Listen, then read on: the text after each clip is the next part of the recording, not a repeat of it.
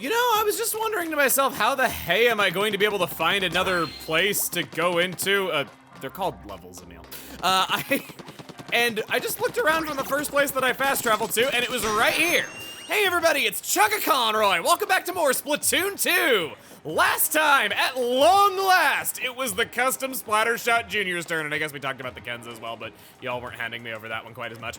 Now we go to the parking garage with a Sheldon's request.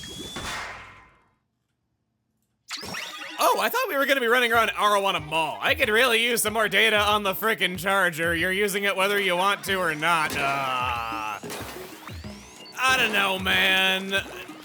Are you gonna get usable data from me using this thing? Probably not. It would be better for both of us if you just didn't waste your time. Nice, you should be able to make it up there now. It is playing around with the various range. This is actually, okay, as much as I moan about playing a charger, I will give it this. This is a valid improvement over Splatoon 1, where you have stages designed around different weapon classes. Right there, that was brilliant. You're forgetting the last name of that word, Marie. We have stages that are designed around different weapon classes. They're not all designed around the charger. There was a hero roller and a hero charger in Splatoon 1, but they were just amiibo challenges. The stages weren't proper designed around them, and they weren't, stages that you're supposed to do that. Every stage can be cleared with every weapon, though there is some slightly differing terrain in some cases where, for instance, a charger-centric stage, playing that with a slosher, they might remind me to never get my car washed here. The other day I went to go get my car washed and it was free car wash day and I didn't know about it. I was just that lucky. Okay, we'll get this. So, I'm gonna snipe all of that in a line there. It's one of the unique properties of chargers. I don't believe I've gone over it in a weapon bio or anything like that. It's not something that you'll always get a chance to do, but some weapons that have high-powered hits, they will pierce through their targets and hit others. Not all chargers are capable of this, but some are. Splat Charger being one of them. Oh, there was an Octoling here and I didn't even notice. Flick shot! Flick shot! Now, if only I could do that in any other context. I'm gonna look around here. I feel like this is where they would hide something. No, there was nothing. Gonna take this up here. And I'm here today. Oh, Octo Sniper guarding the oh boy, we get to see Octo Snipers. I can't get him from right here. I wanted to snipe his ass. Sniping his face isn't as fun. Okay, that. And, okay, so he can see me. Gotta hit him, move when he's not looking. So we're teaching ourselves sniper rules here. He does see my ink color, so he's one of those. You just get that Octo Sniper near that Octo Sniper somehow. I'll switch to my curling bombs here just so I can move quickly. I want to hit the box on top. There is no benefit to breaking regular boxes, so why would I expose myself more when I could just hit the box that has something in it and not hit anything else? I will get to what I was gonna say in a second though, but it's kind of a lot that I'm having to deal with right here. Woo! Oh, curling bomb, how nice of you to come and blow my cover. I thought that was cute at first.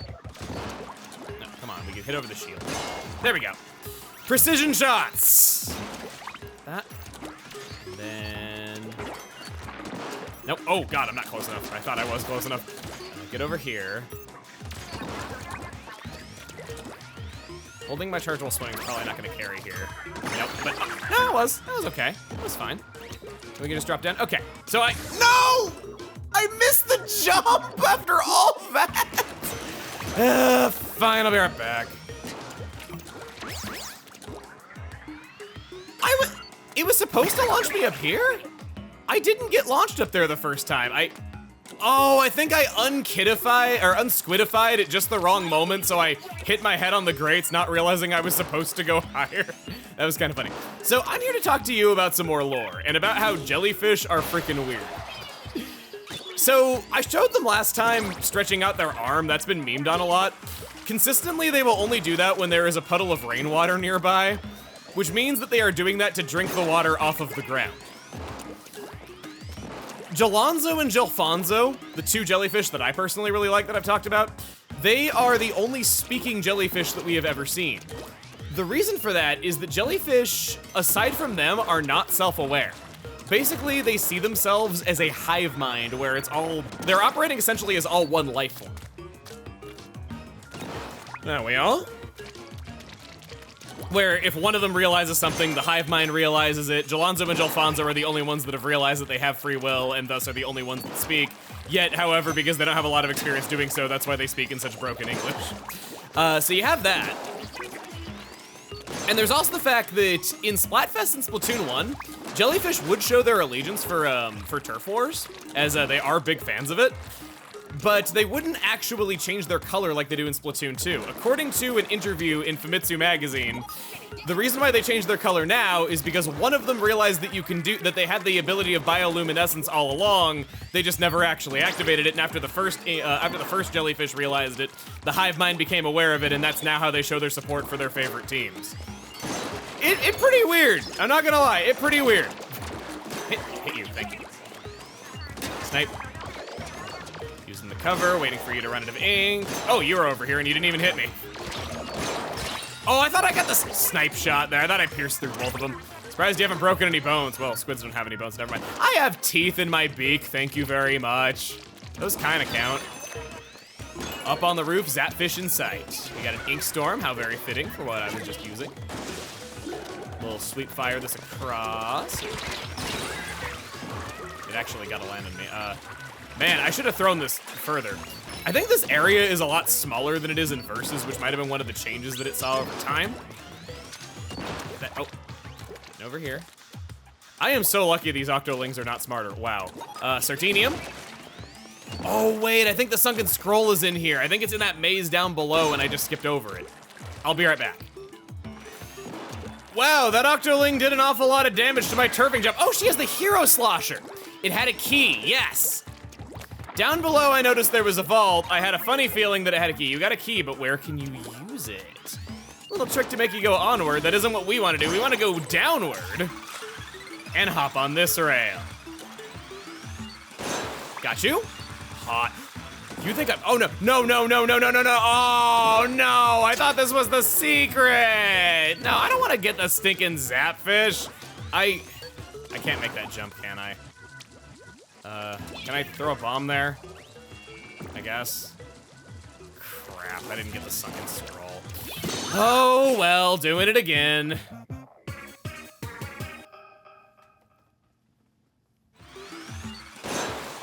You think I'm hot? I'm melting! Oh ho! It is hiding just out of sight below the checkpoint in the Octo Sniper section. When recollecting a meal ticket, you get one lousy egg. There might not have been a worse nerf in the history of the game than this when they updated it so you could no longer collect the tickets infinite times.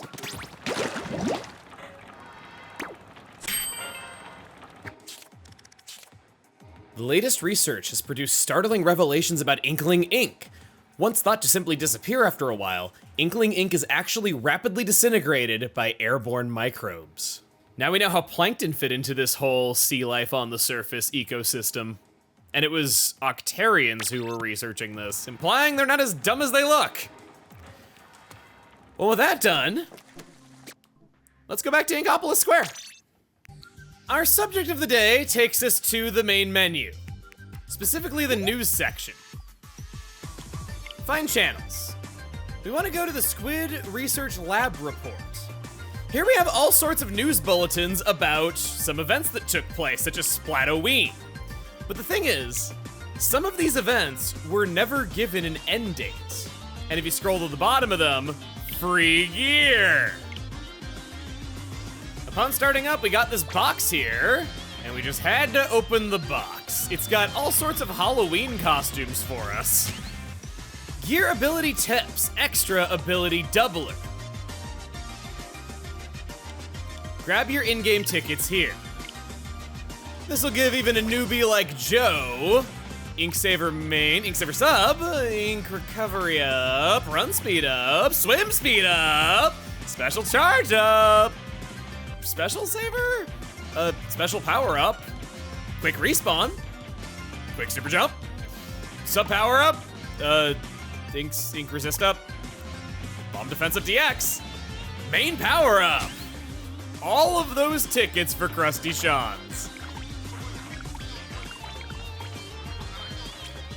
That's one of every ability. Damn good. The Splatocalypse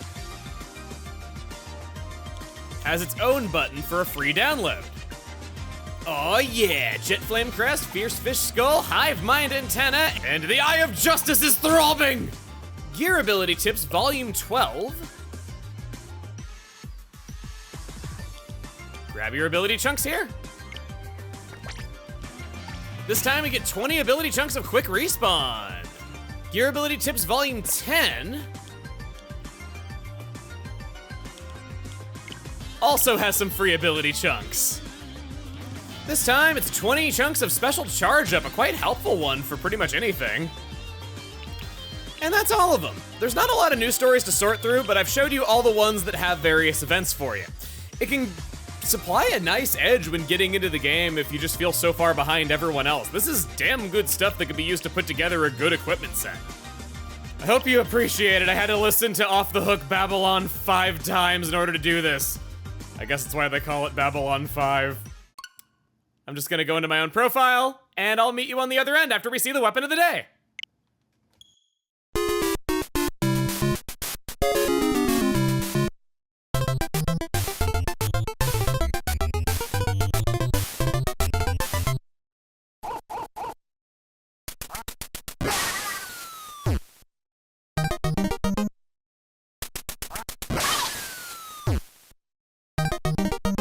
The meme, the myth, the legend, the N-ZAP 85!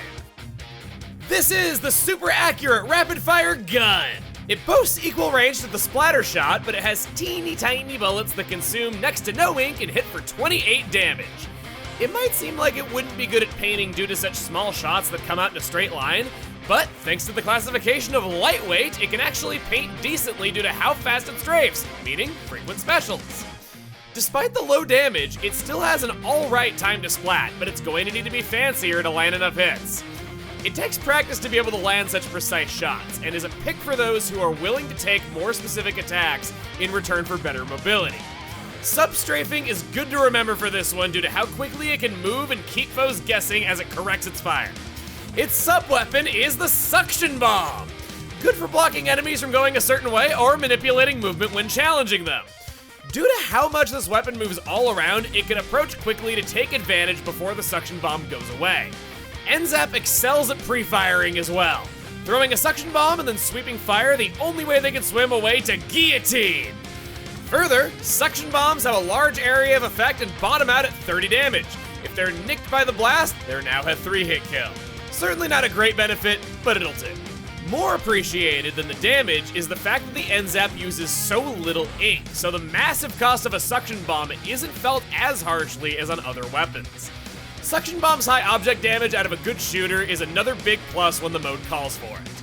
And its special is Ink Armor. This kit looks familiar. It's a more combat-oriented Splattershot Junior. Gives up strong turfing and more frequent armor in return for better range and more accuracy. These two weapons have both been popular picks throughout the history of Splatoon, duking it out for whichever set of skills for an armor weapon is currently preferred. Even if the Junior is better at special spam, the 85 still builds it up well and wants to be playing around having the ink armor. Armor allows it to win duels on its own more easily, neutralizing its slower time to kill than other shooters. But it also buffs the whole team from throwing down armor so often. When picking between the two, N-ZAP is the best if the team needs armor, but would feel like it's lacking firepower from the Junior. Thanks to armor being consistently helpful and being an okay fighter, pretty much any map that favors the middle range is good for the N-ZAP regardless of the mode. It can play it all. The effective main power-up on the N-ZAP is increased ink coverage on the ground, and increased accuracy while on the ground. I suppose it couldn't hurt to carry a little bit of this. It's alright. In the name of child protection laws, it's the N-ZAP 89! Right away, you see that this is more tactical because it has auto bomb. It stands longer than the suction bomb and can be tossed behind a foe to rarely score an easy kill, but more frequently, prevent them from swimming away once challenged. More often than not, auto bombs are used to check to see if someone's hiding nearby and get a definitive answer if it's safe to go somewhere. The low ink consumption lets it do this regularly. Even better, as long as one watches their ink tank, there's no shortage of bullets that can be fired after tossing a bomb. At 30 splash damage, it lowers the 4-hit kill down to 3, so it's unchanged compared to the vanilla set in that respect at least. A slower, less aggressive sub to be sure, but has a few advantages over the suction bomb. Not great. And its special is the Tenta missiles? What? This is usually stuck on weapons with overpowered main sub combos. So what gives? This special is unlikely to score kills on its own, just like the sub weapon. It forces the user to back off to use its special, and sees no real benefit other than the tracking system. Due to such high movement stats, it can swim after tagged targets and head them off. Might as well toss an autobomb or two just before firing the special to make things more chaotic for whoever the intended recipient is. It's largely out of your control, but it might score an effortless kill once in a while. Even if the Tenta missiles are one's personal favorite, this isn't a standout weapon for them. At 180 points and okay turfing, it's pretty average at building it frequently since almost all Tenta missiles have low charges anyway. Undoubtedly, the 89 is the less popular N-ZAP since it favors more defensive and tactical play. But what's odd is that the ink armor on the 85 was kind of a support weapon as it was. As sad as it is to say, the main gun is the strongest individual part and the rest doesn't work off of it that well. Even if autobombs or Tenta missiles are enough for you to like a weapon, there are better picks that work off of them better. Especially when the 85 was so good, the 89 ends up feeling less than the sum of its parts. I initially disliked this weapon thinking that it had no good uses and was struggling to come up with maps for it. But what I settled on was tower control. The autobomb and Tenta missiles are excellent tower cleaners and it works pretty fine in that mode. It's best suited to that mode with the Tenta missiles and autobombs cleaning the tower well. Can the N-ZAP 83 do better? Not with a sprinkler. It's bait, it's more frequent specials, it ain't good at fighting. All of that investment so that it can spam the Ink Store. At 180 points to charge and the good turfing of the main and sub weapons, this is one of the most spammable Ink Storms there is. Really? That's all the good that can be said about this weapon. N-ZAP unfortunately does 28 damage, and with no damage increasing effect, it can't blast anyone who comes remotely near the Ink Storm AoE. The main gun is okay at fighting, the sub can't fight, and the special doesn't fight directly on its own. So just being annoying with repeated AoE is all this one's got.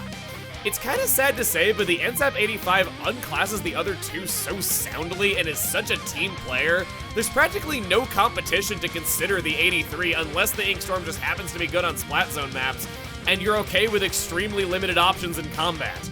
Be cautious at all costs and only challenge when certain.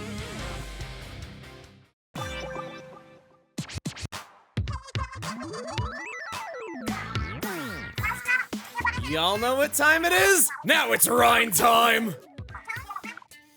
The current ranked battle stages are Skipper Pavilion and MakoMart. What does MakoMart even mean anyway? Well, Mako is a type of shark and Mart is the owner's name? Maybe? That sort of reminds me of a chain of movie theaters that I used to live around. It was called Movico and everybody thought it was like movie company though, but no, it was actually just founded by an Italian man named Movico. I am the Clownfish Sneaker Seance. You can tell I'm evil because my shirt is inverted colors. Evil Chugga be like, goodbye, nobody. It's not Nintendo Capri Sun. I am playing with all Japanese players, what? It's not even Japan o'clock. I'm playing this at 4 p.m. Somehow I don't think that many of you are actually in Japan, so, oh god, I got verses on my side against, the World Wide Web. I guess the Wiki Web is actually what it stands for, it's a Hawaiian thing. A lot of people don't seem to know that, that's actually the origin of it. So I've gone all in on mobility and special charge, and oh my god, what are you doing over there? Thank you, Roller. No, I traded. So the N-ZAP, as we're getting into matches with it, I gotta say, if you got a friend who's a little curious about Splatoon and you really want to impress them with some fun trivia, show them the N-ZAP. It's not only a fun weapon to use that I think is really accessible, but anyone I know who doesn't know anything about Splatoon, they're always continuously impressed that Nintendo made an online shooter and they actually included the Nintendo Zapper as a gun in it. Everyone I know does that. Go there. See you. Yeah, I knew you were going there. I'm gonna use this. No! I wasted it. No! Ink armor is the main thing that I played here. Other than mobility, I got a bit of quick respawn and special charge up. I think that being able to strafe around, shoot really well, build up my ink armor, that's going to be my prime objective with this weapon. In a ranked battle such as this, which we might actually lose, I don't want to challenge this guy. Let's super jump away. Yeah, bye.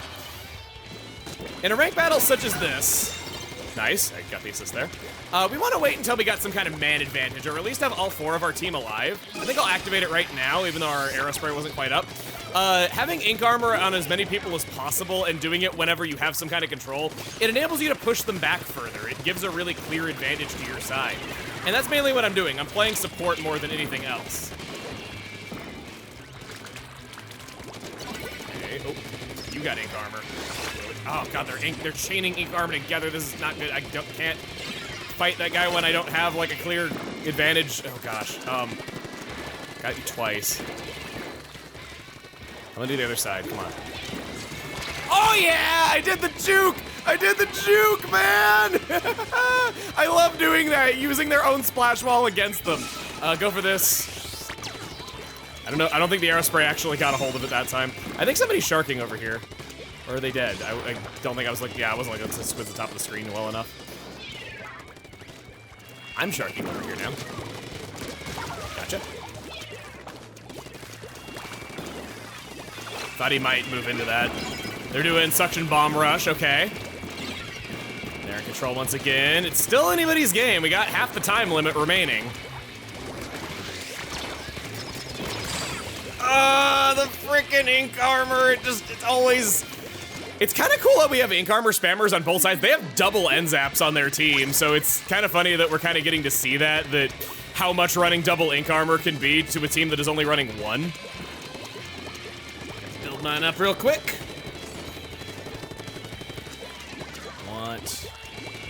Wait for the roller to come back. Okay, let's activate now. They always are in ink armor, holy crap! Come on, guys, come on. Yeah, they got a big penalty, I'm gonna jump in here, gonna be real careful here. I do have some quick respawn on, so I can be a little risky right here, which I think is what we need. Gotcha, in control. Our penalty is slowly but surely disappearing, and now it's all gone.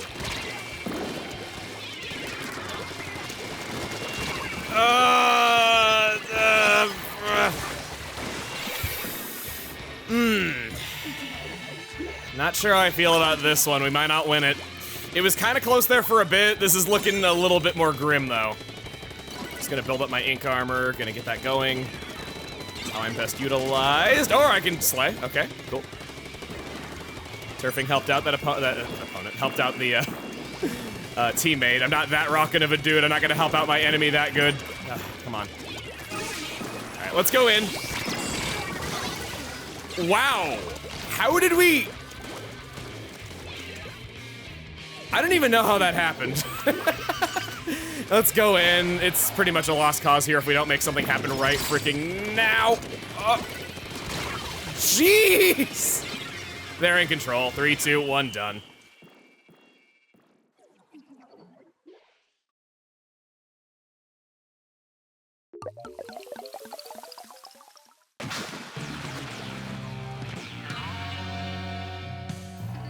How did I perform? Was I adequate? Oh, I was the best. Okay, cool. Somebody playing an Aerospray in rank battles, a silver one too. You don't see that every day.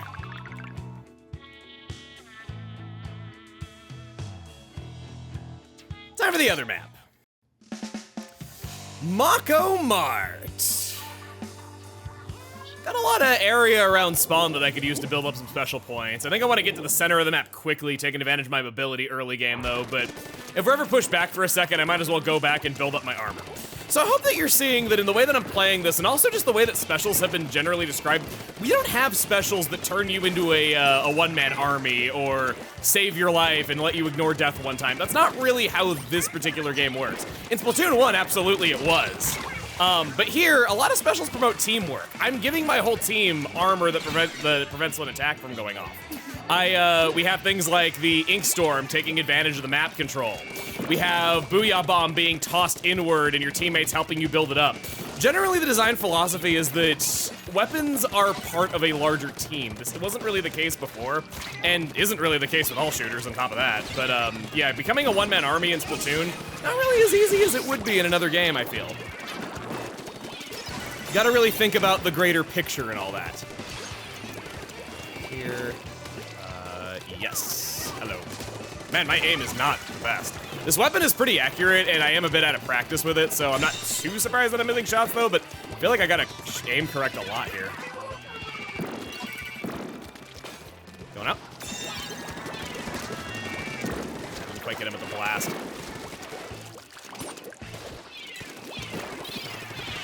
Yeah! Trapped you with the bomb! Oh, yeah, double kill, okay. Pulling it off.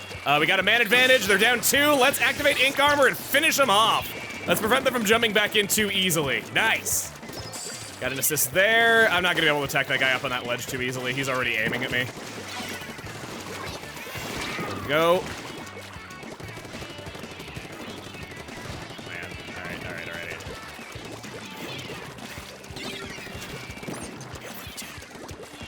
Sorry, I'm just trying to focus. Sorry we're not talking. Double suction bombs. One of them got me. It might get somebody, or it might not. Okay, didn't. We gotta make something happen here. Nice. Flanked. You should be dead. Wow, the aerospray got him. Okay.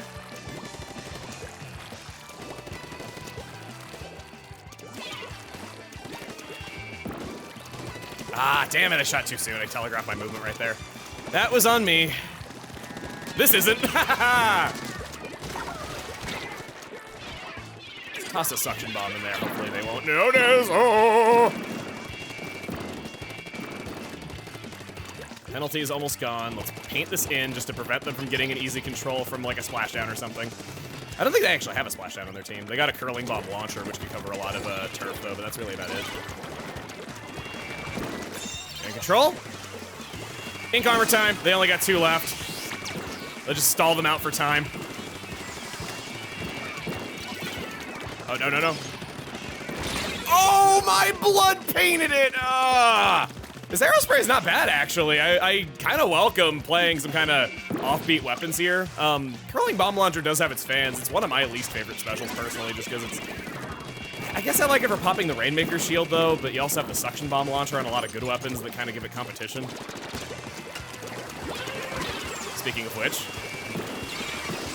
Yeah, they're using it to get points right there. It's, like, it has its uses. I'm not saying that it's awful or anything. Got a 4 of ours. Let's go ahead and ink armor.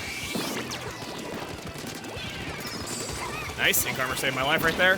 From an aerospray of all things. And, yeah, you're kind of all on your lonesome, ain't you?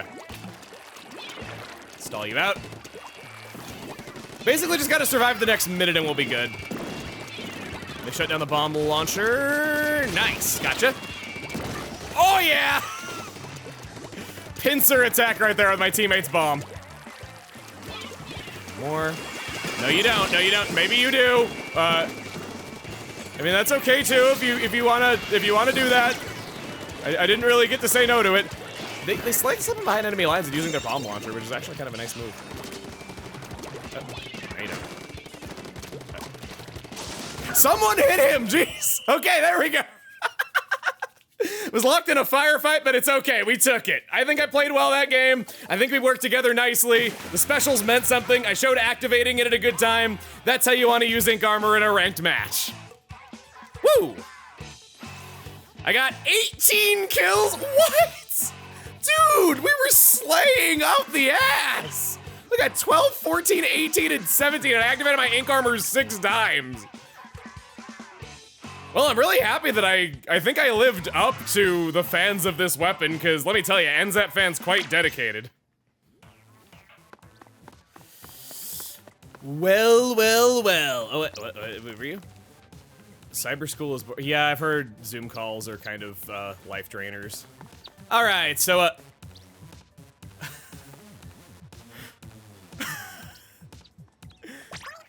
thank you. Thank you. This has been a lot of hard work, and it's been in the pipeline for a very long time, so thank you. Okay, well, Next time on Splatoon 2! Crap, what weapon are we actually covering again? I need to go look. I forgot in the brief moment that I saw that. We are covering the tank class of Splatoon, an all-new weapon class. See you guys then! Woo!